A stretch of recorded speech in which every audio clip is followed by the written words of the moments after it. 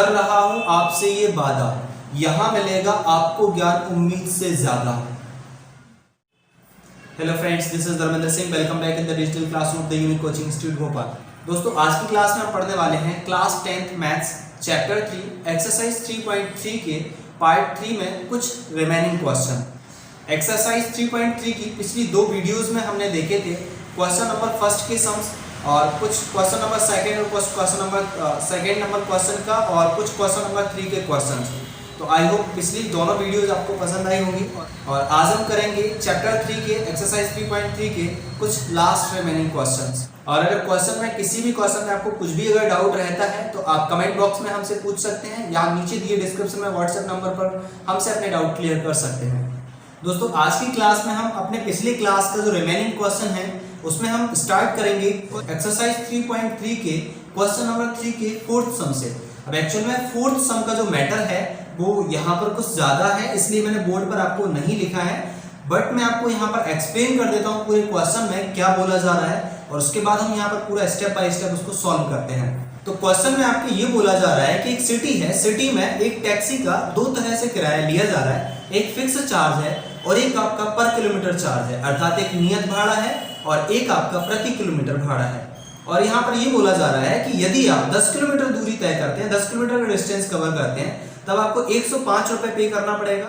और यदि आप 15 किलोमीटर डिस्टेंस कवर करते हैं, 15 किलोमीटर दूरी तक जाते हैं, तब आपको 155 रुपए पे करना पड़ेगा, 155 रुपए देना पड़ेगा। तो इसमें हमें दो चीजें निकालने के लिए बोला गया है, एक आपका जो फिक्स चार्ज है नियत भाड़ा है वो कितना है और दूसरा आपका पर किलोमीटर चार्ज प्रति किलोमीटर भाड़ा कितना है। और तीसरी यहाँ पर एक और बात पूछी गई है जो कि ये पूछा गया है कि अगर 25 किलोमीटर का डिस्टेंस कवर करते हैं, 25 किलोमीटर दूरी जाते हैं, तब आपको कितना किराया देना पड़ेगा।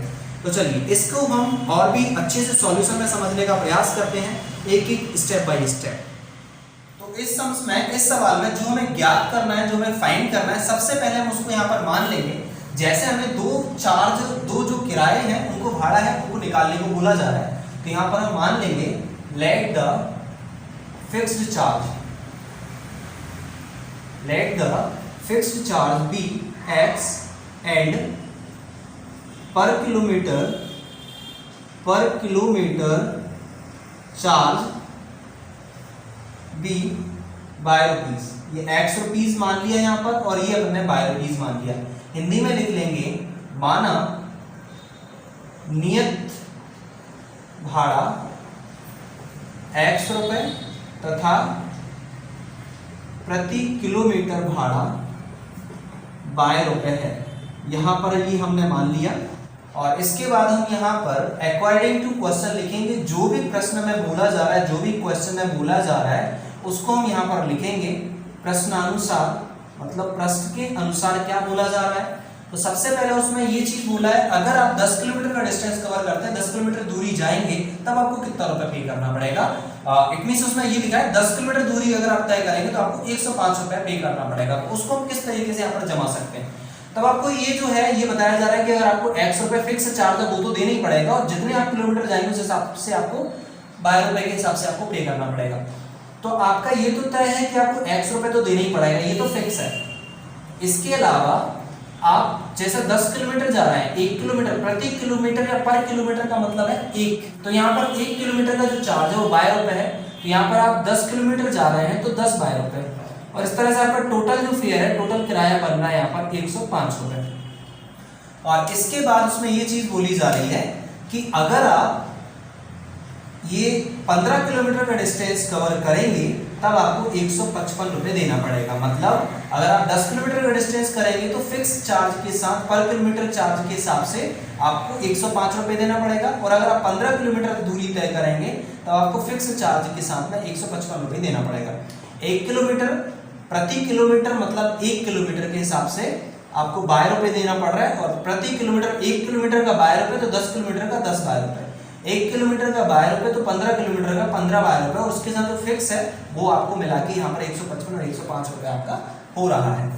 और इसको हम यहाँ पर टर्म्स ऑफ फर्स्ट इक्वेशन और सेकंड इक्वेशन हम यहाँ पर मान लेंगे।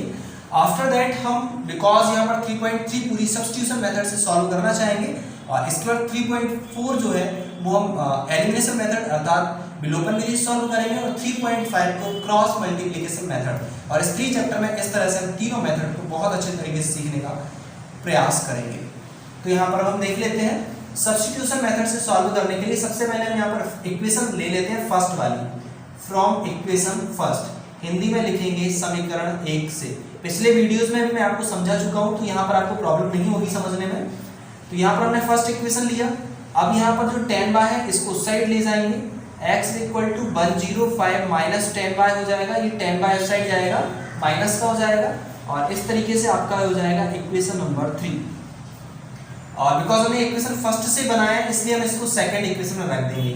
तो यहाँ पर हम लिखेंगे put the value of x in equation second. Because हमने फर्स्ट से बनाया इसलिए हम इसको सेकंड में रखेंगे, सेकंड से बनाते तो फर्स्ट में रखते हैं। हिंदी में लिखेंगे x का मान समीकरण 2 में रखने पर, समीकरण 2 में रखने पर। अब समीकरण 2 हमारे पास ये है, तो x की जगह हम लिख देंगे 105 माइनस 10y। ये जो सेकंड समीकरण है, समीकरण 2 में x की जो वैल्यू है x की जगह हम रख देंगे 105 माइनस 10y, 105 माइनस 10y, और ये प्लस लगा हुआ है तो ये प्लस हो जाएगा। ये 15y है यहाँ पर, ये 15y इज इक्वल्स टू में 155। और अब हम यहाँ पर देखेंगे ये बिना y वाला नंबर है, तो ये तो इनके साथ प्लस माइनस नहीं कर सकते हैं, लेकिन ये y और y वाले दोनों नंबर यहाँ पर हम सॉल्व कर सकते हैं।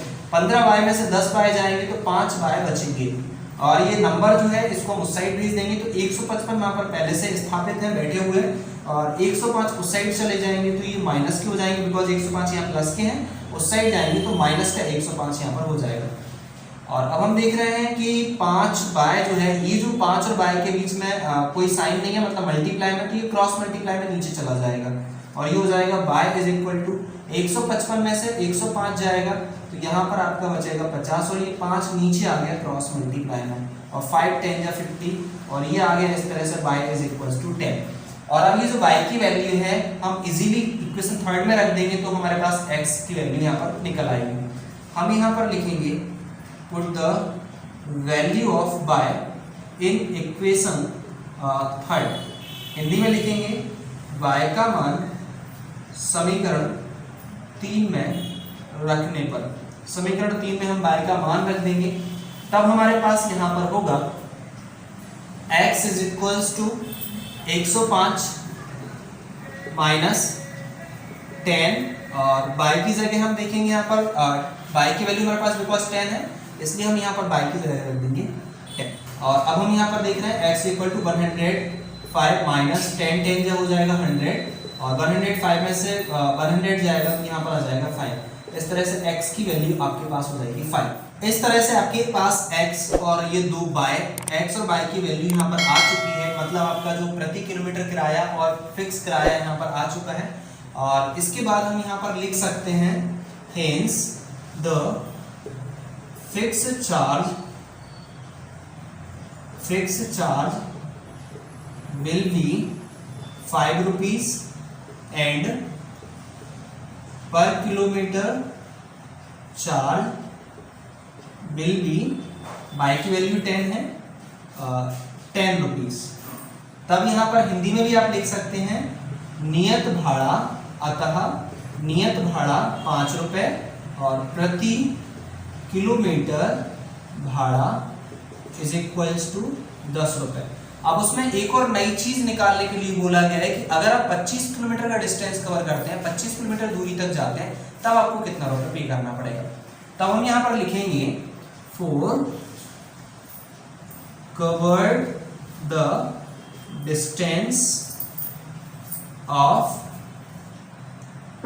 25 किलोमीटर, अर्थात यहाँ पर हम हिंदी में लिखेंगे 25 किलोमीटर दूरी तय करने के लिए किराया क्या होगा। तो हम यहाँ पर इक्वेशन जमा लेंगे, बिकॉज अगर हम 10 किलोमीटर तय कर रहे हैं तो x प्लस 10y, 15 किलोमीटर दूरी तय कर रहे हैं तो x प्लस 15y, और 25 किलोमीटर दूरी तय कर रहे हैं तो x प्लस 25y। और इस तरह से हम देख लेंगे x की वैल्यू हमारे पास 5 है प्लस 25 और y की वैल्यू 10 है, तब यहाँ पर हो जाएगा 5। पहले आप प्लस नहीं करिएगा, पहले बिकॉज मैंने आपको बोर्ड मास रूल सिखाया है, बेसिक मैथमेटिक्स भी आप सीखते जाइए साथ में। तो यहाँ पर ये हो जाएगा 5 प्लस और 25 10 जो हो जाएगा 250 और फाइनली आपके पास हो जाएगा 255 रुपीज़। अर्थात लास्ट में हम लिख देंगे अगर हम 25 किलोमीटर दूरी तय कर रहे हैं तब हमें 255 रुपये पे करना पड़ेगा, 255 रुपीज़ पे करना पड़ेगा। you would have to pay 255 rupees for cover the distance of 25 kilometre. I hope समझ में आ गया होगा। तो चलिए इसी तरह से अब हम बढ़ते हैं नेक्स्ट क्वेश्चन की तरफ। तो दोस्तों ये है आपका एक्सरसाइज 3.3 का क्वेश्चन नंबर 3 का फिफ्थ सम।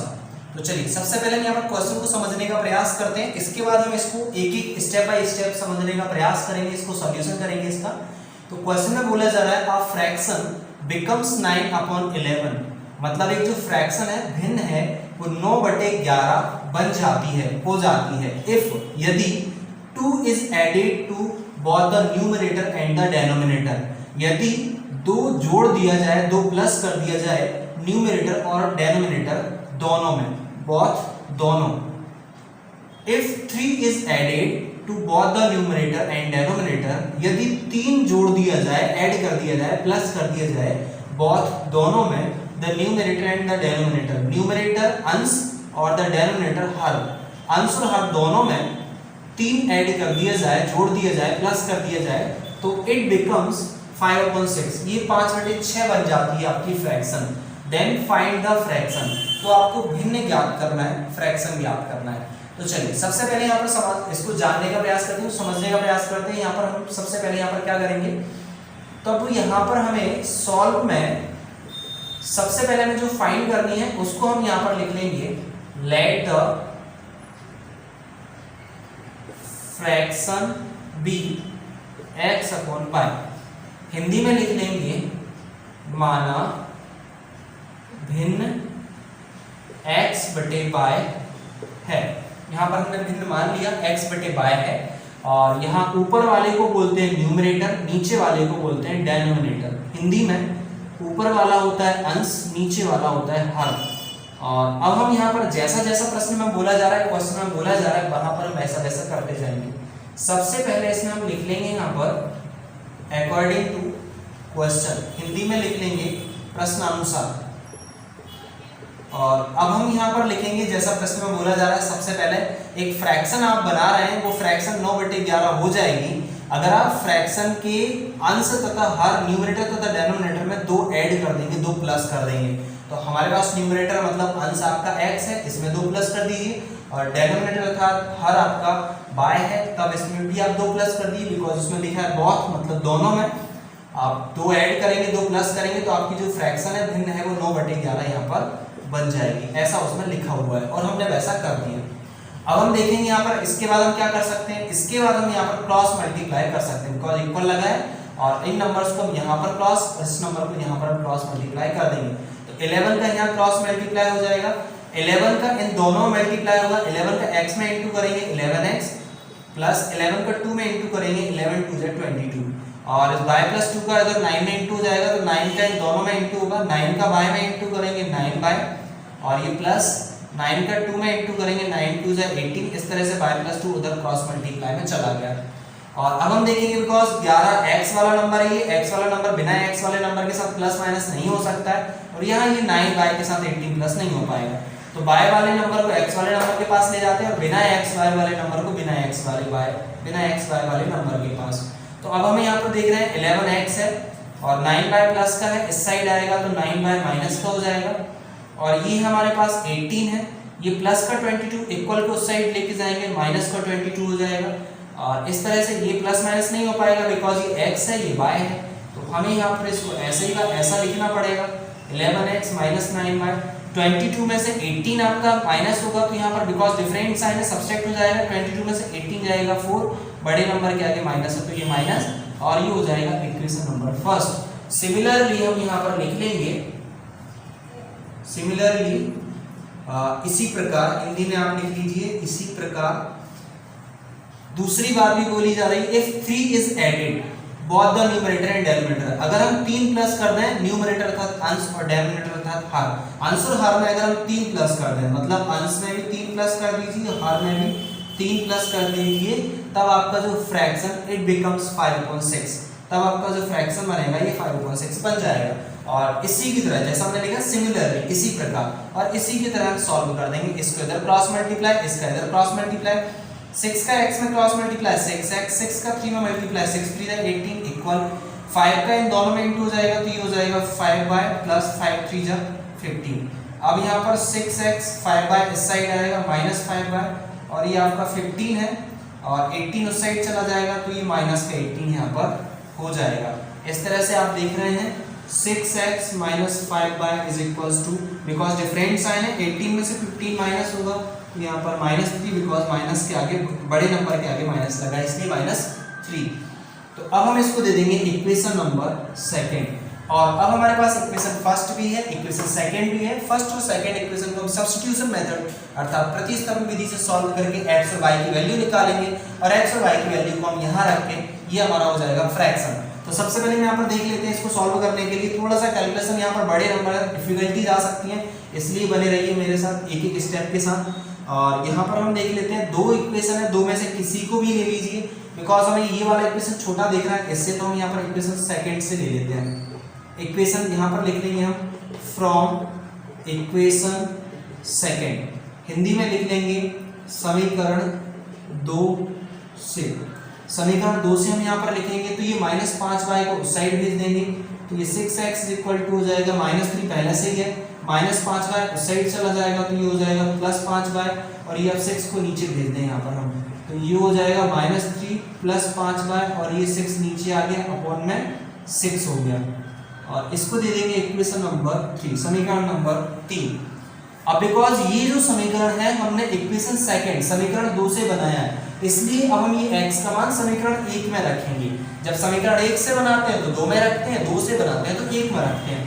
तो यहाँ पर हम लिख लेंगे put the value of x in equation first second से बनाए इसलिए यहाँ पर लिख लेंगे हम x का मान समीकरण 1 में रखने पर समीकरण हम 1 में x का मान रखेंगे समीकरण 1 ये है हमारे पास तो यहाँ पर 11 और x की जगह हम रख देंगे x की पूरी वैल्यू तो यहाँ पर पूरी वैल्यू है -3 प्लस का 5y अपॉन में है 6 और इक्वल में लिखा है 11 लिखा हमने पहले और x की जगह हमने ये पूरी x की वैल्यू रख दी और अब इसके बाद आप देख रहे हैं माइनस लगा है तो हम यहाँ पर माइनस लगा लेंगे।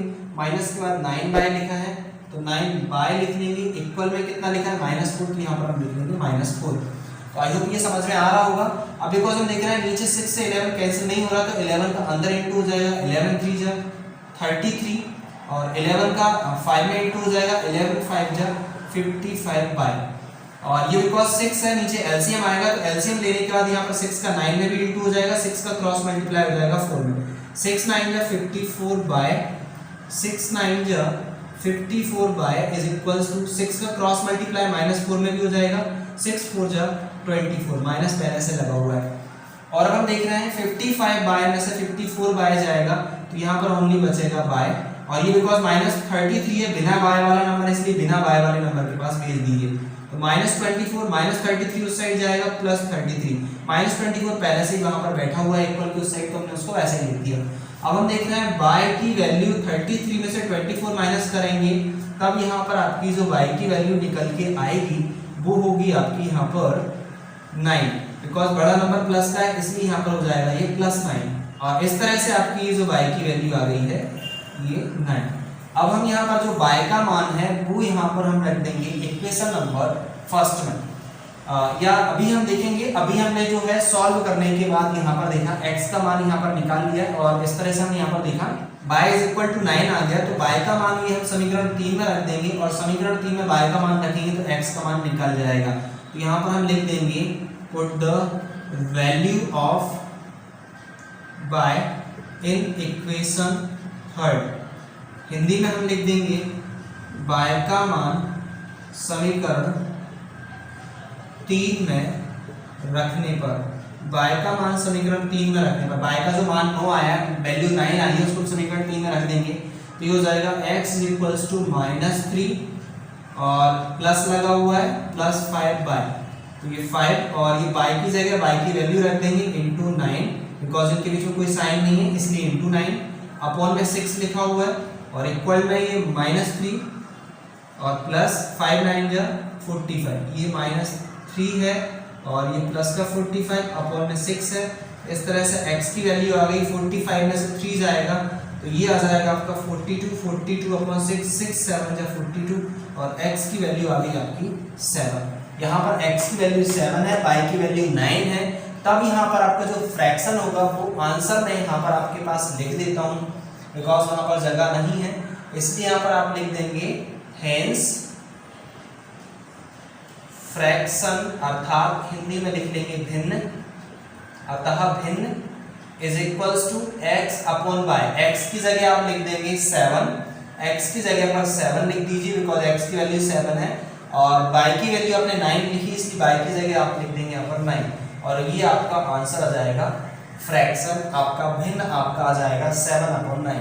तो आई होप समझ में आ गया होगा। और सिंपल सा क्वेश्चन था, अकॉर्डिंग टू क्वेश्चन जैसा क्वेश्चन में बोला गया वैसा हमने कर दिया।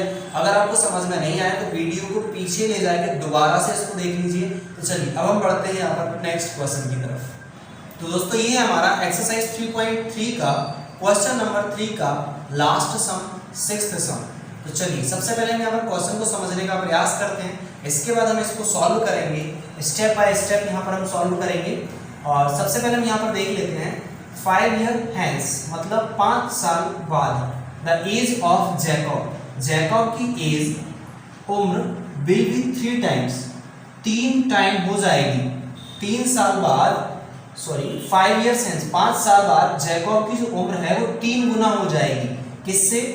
ऑफ हिज सन, उसके पुत्र से 3 गुना, 3 टाइम्स हो जाएगी 5 साल बाद। इसके अलावा दूसरी बात बोली जा रही है 5 years ago 5 साल पहले जैकब्स एज, जैकब की जो एज है was 7 times that of his son, 7 गुना ज्यादा थी 5 साल पहले उसके बेटे से।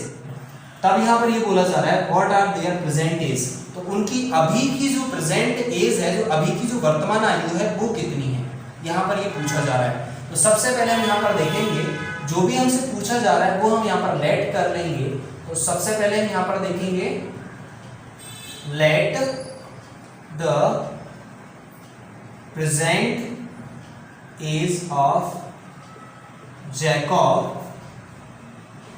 be x years and present age of his son be by years। हमने यहाँ पर हिंदी में लिख लेंगे, माना जैकब की प्रेजेंट एज, जैकब की वर्तमान आयु x वर्ष तथा उसके पुत्र की वर्तमान आयु, उसके पुत्र की वर्तमान आयु y वर्ष है। यहाँ पर हमने ये मान ली जैकब की वर्तमान आयु x वर्ष तथा उसके पुत्र की वर्तमान आयु y वर्ष है, यहाँ पर हमने मान लिया। अब इसके बाद हम यहाँ पर लिखेंगे according to question, according to question प्रश्नानुसार। हम अपने मन से कुछ भी नहीं करेंगे, जो भी प्रश्न में बोला जा रहा है वो हम करते जाएंगे। प्रश्न में बोला है 5 साल बाद, हम यहाँ पर लिख देंगे 5 साल बाद 5 years hence, 5 साल बाद। हिंदी में लिख देंगे 5 वर्ष पश्चात, पश्चात बाद को बोला जाता है पश्चात, 5 वर्ष पश्चात क्या हुआ, the age of Jacob will be 3 times of his son. सबसे पहले देखें अभी उनकी जो उम्र है वो x और y है, 5 साल बाद कितनी हो जाएगी, इसकी 5 साल बाद x + 5 होगी और इसकी जो है उसके पुत्र की 5 साल बाद y + 5 होगी। अब इसके बाद उसमें बोला जा रहा है इनकी जो उम्र में क्या डिफरेंस है, the age of Jacob will be 3 times, जो एज जैकब की एज है वो 3 गुना हो जाएगी। किससे? उसके पुत्र से, पुत्र से 3 गुना हो जाएगी, उसके बेटे से 3 गुना ज्यादा होगी। उसके जैकब की जो एज है वो जैकब की उम्र 3 गुना ज्यादा होगी उसके बेटे से। तो हम यहाँ पर देखेंगे, इसको थोड़ा सॉल्व कर लेंगे। और ये हो जाएगा x plus 5 is equal to 3 का अंदर इंटू हो जाएगा 3y प्लस 3 5 जो 15, 3 का अंदर दोनों में इंटू हो जाएगा, y को इधर ले जाएंगे, नंबर को उधर ले जाएंगे, x ये 3y प्लस है, इस साइड आ जाएगा माइनस 3y, और ये 15 और ये प्लस का 5 है, उस साइड जाएगा माइनस 5, और 15 में से 5 जाएगा तो यहाँ पर मैं डायरेक्ट लिख देता हूँ 10, ये 5 उस साइड गया माइनस हो जाएगा, 15 में से 5 जाएगा 10 और इक्वेशन नंबर हो जाएगा फर्स्ट। अब हम यहाँ पर दूसरी बात लिखेंगे 5 years ago, उसमें दूसरी बात लिखी हुई है 5 वर्ष पूर्व। 5 years ago मतलब 5 वर्ष पूर्व, मतलब 5 साल पहले। तो अभी अगर ये दोनों x और y साल के हैं तो 5 साल पहले जैकब जो है, इसमें से जैकब की 5 साल पहले 5 साल कम होगी मतलब माइनस, और उसके बेटे की भी 5 साल कम होगी 5 साल पहले, तो उसके बेटे की उम्र में से भी 5 साल कम कर दी, बिकॉज ये 5 साल पहले की आयु है। और अब बोला जा रहा है कि यहाँ पर जैकब की जो एज है 5 years ago 5 साल पहले, जैकब्स एज 7 टाइम्स 7 गुना ज्यादा है उसके बेटे से। जैकब की जो उम्र है, एज है, वो 7 गुना ज्यादा है उसके बेटे से 7 गुना ज्यादा है। तो यहाँ पर हमने ये अकॉर्डिंग टू क्वेश्चन में जमा दिया 5 साल पहले की स्थिति में। और अब हम यहाँ पर देख रहे हैं ये जो है x माइनस 5 ऐसे ही ऐसा लिखा रहने की 7 का अंदर दोनों में इंटू हो जाएगा, 7 बाय माइनस 7 5 जो हो जाएगा 35। और अब हम यहाँ पर y वाले नंबर को इधर x वाले नंबर के पास ले आएंगे और ये बिना y वाला x वाला नंबर उसको उस नंबर के पास ले जाएंगे। तो x माइनस का 7y is equal to minus 5 उधर चला जाएगा, माइनस 35 पहले से ये माइनस 5 उस साइड जाएगा, प्लस का 5 हो जाएगा, और ये इस तरह से हो जाएगा x minus 7y is equals to 35 में से 5 जाएगा तो यहाँ पर बचेगा 30, माइनस का नंबर बड़ा है माइनस 30, और इस तरह से आपका ये सेकंड इक्वेशन यहाँ पर आ जाएगा। अब हम देख रहे हैं इक्वेशन सेकंड है, इक्वेशन फर्स्ट है, दोनों में से किसी भी एक इक्वेशन को ले लेंगे। तो हम यहाँ पर जैसे कि हम लेते आते हैं, तो फ्रॉम इक्वेशन फर्स्ट हम यहाँ पर ले लेंगे समीकरण 1 से। तो समीकरण 1 को हम ले लेंगे, माइनस 3y है, उस साइड जाएगा प्लस 3y हो जाएगा, x इक्वल टू 10 पहले से ये हो जाएगा 10 प्लस 3y। आई होप समझ में आ रहा होगा। माइनस 3y उस साइड जाएगा, 10 पहले से ही वहां पर है, माइनस 3y उस साइड गया, 10 प्लस 3y हो जाएगा यहाँ पर, और इसको दे देंगे हम यहाँ पर समीकरण नंबर 3, इक्वेशन नंबर 3। बिकॉज हम इसको समीकरण 1 से बनाए इसलिए हम इसको समीकरण 2 में रख देंगे। ये हमारा समीकरण 2 है, हम यहाँ पर इक्वेशन सेकंड में रख देंगे। तो यहाँ पर हम लिखेंगे put the value of x in equation second, Hindi में लिख देंगे x का मान समीकरण 2 में रखने पर, समीकरण 2 में x का मान रखने पर। तो यहाँ x की जगह हम रख देंगे x की पूरी वैल्यू। x की पूरी वैल्यू है 10 प्लस 3y और ये माइनस का 7y इक्वल में है आपके पास माइनस का 30। आई होप ये समझ में आ गया होगा। और अब हम यहाँ देख रहे हैं 7/3y, डिफरेंट साइन है, 7/3y जाएगा तो बचेगा यहाँ पर आपका 4y, माइनस का नंबर बड़ा है माइनस 4, और ये बिना y वाला नंबर है इसलिए ये इसका यहाँ पर कुछ नहीं हो पाएगा, इसको सही ले जाना पड़ेगा। और ये माइनस 30 10y प्लस का है, उस साइड जाएगा माइनस 10, बिकॉज माइनस 30 वैसे का वैसा पहले ही लिखा हुआ था, उसको वैसे का वैसा लिख दिया। और minus 4y same sign number add हो जाएगा, 30 और 10 हो जाएगा यहाँ पर 40, माइनस का नंबर बड़ा है माइनस 40, माइनस से माइनस कैंसिल हो जाएगा, 4 नीचे चला जाएगा, y इज इक्वल टू 40/4, 4 10 जो हो जाएगा 40। इस तरह से y की वैल्यू आ गई आपके पास में 10। अब ये जो y की वैल्यू है हम इक्वेशन थर्ड में रख देंगे।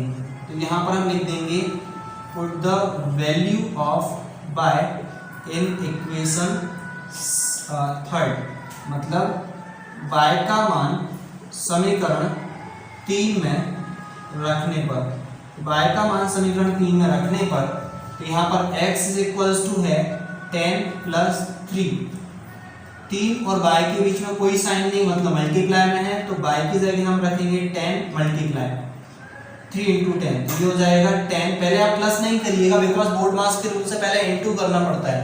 यहाँ पर लिखेंगे आप पहले 10 प्लस 3 10 30, और x की वैल्यू हो जाएगी 10 और 30 हो जाएगा 40। ये आपका x का मान यहाँ पर आ गया। और जैसा कि हमने माना था x की जो वैल्यू है वर्तमान आयु जैकब की है, तो जैकब की वर्तमान आयु x वर्ष मतलब x की वैल्यू 40 है, तो जैकब की वर्तमान आयु आ गई 40 वर्ष, और हमने माना था यहाँ पर उसके पुत्र की आयु 22 वर्ष। उसके पुत्र की आयु, y की वैल्यू मतलब 10, उसके पुत्र की आयु आ गई यहाँ पर 10 वर्ष। तो लास्ट में आप लिख देंगे hence the present age of Jacob be x मतलब 40 इयर्स, x की जगह 40 रख देंगे। तो the present age of Jacob be 40 years and the present age of his son be by years मतलब y की वैल्यू 10 है, 10 इयर्स, उसके पुत्र की आयु 10 वर्ष। हिंदी में लिख देंगे जैकब की वर्तमान आयु x मतलब 40 वर्ष तथा उसके पुत्र की वर्तमान आयु y मतलब 10 वर्ष। हिंदी में आप और इस तरह से इंग्लिश में आप अतः और हेंस करके लास्ट में लिख देंगे। तो आई होप ये भी समझ में आ गया होगा आपको, बहुत सिंपल तरीके से हमने इसको सॉल्व किया। तो दोस्तों ये थी हमारी आज की क्लास, उम्मीद करता हूँ क्लास पसंद आई होगी, और अगर क्लास पसंद आई है तो वीडियो को लाइक कर दीजिए और अपने दोस्तों के साथ भी शेयर कर, और इसी के साथ इसी तरह की क्लासेस के लिए चैनल को सब्सक्राइब कर लें और बेल आइकन को प्रेस कर लें, जिससे कि टाइम पर आपको वीडियोस के नोटिफिकेशन मिलते रहें। और अब हम मिलेंगे इसी तरह से नेक्स्ट एक्सरसाइज में 3.4 एक्सरसाइज में एलिमिनेशन मेथड अर्थात विलोपन विधि के साथ। Until then you take care, keep laughing, keep smiling and keep watching the Unique Coaching Institute Bhopal.